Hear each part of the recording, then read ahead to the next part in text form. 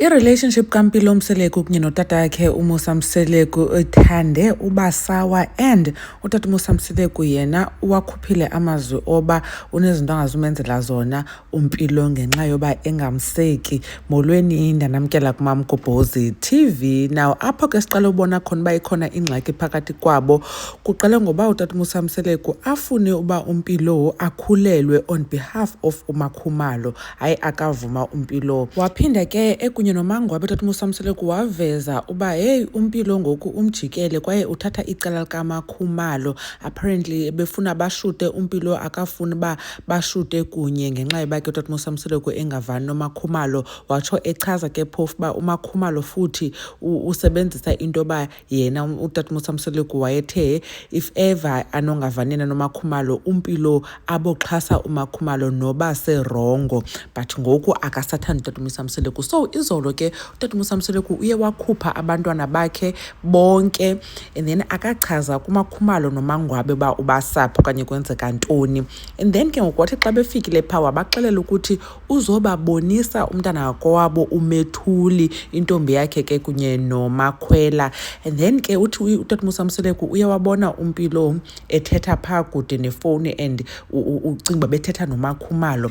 Wathi xa fikayo ke umntana wathi uMpilo makamfunqule kuqala, wathi uMpilo hayi une-flu okanye une-cold yena akafuna ke ngenxa yaloo nto leyo. Wathi utata uMusa Mseleku uyaphosisa uMpilo akukho cold anayo. Ngoku befika phaa ebengenanto, qha uyabonakala uba u-influencile for uba angamfuni uMethuli. So watsho eblame uMakhumalo uba kulaa call ebembona ekuye and waqelele phaa kubo ebethetha efowunini kunye noMakhumalo. So uMakhumalo nguye lumxelele uba makangamamkeli udadewabo. Akema apho ke waqhubeka esithi nokuthi njoba uMakhumalo ebechazile uba uMpilo ufuna ukwenzela umsebenzi wokwamkela kakuhle kwaMseleku, so njoba nje engamameli okanye enza izinto ezifuna nguMakhumalo, uyawungamenzeli loo msebenzi, uyakwenzelwa ngulo mntu uthi makangamamkeli uMethuli okanye umenza uba angavani naye. Ndaqomba akaqali ke uyithetha le nto. Ngoku bethetha noMakhumalo, uMakhumalo emxelela ukuthi umama kaMpilo uthi ufuna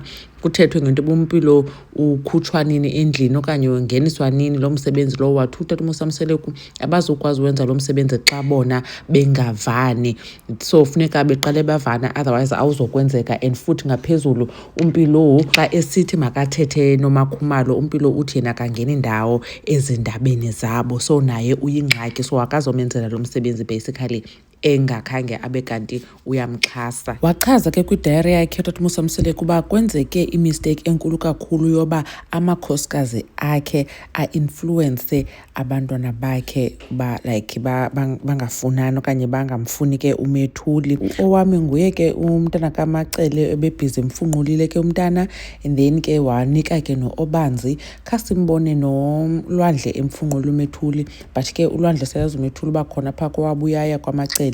And then ke noMpumelelo khasimbone emfunqulile. Umnini yena oko bethe cwaka inguye wonke. And then ke utata uMusa Mseleku ube nayo ke nengxaki noMawande. Ndiza kwenza ke ivideo eyodwa ngaleyo. Hayi sana uMawande ingathi seyintombi endala ekuzawufuneka ke siyibone phaa kwizingane zesithembu. She is very spicy.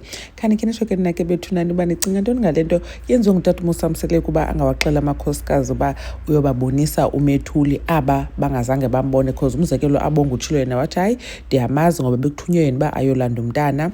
And then ke abanye ke abakamboni. Abanye abantu ke bathi noMakhwela nguye owathi yena abantwana abathatha uba ngabakhe ngaba bakaMacele, so mhlambi ke yiloo nto leyo. Mna ke ndithi mhlambi naye ngowayesitsho uMakhwela kuba ebona ukuthi abanye abazali abamfuni ecam kwabantwana babo. Mamgobhozi, uyabulela kakhulu ngothi nibukele le video. Ndanibona kwivideo elandelayo.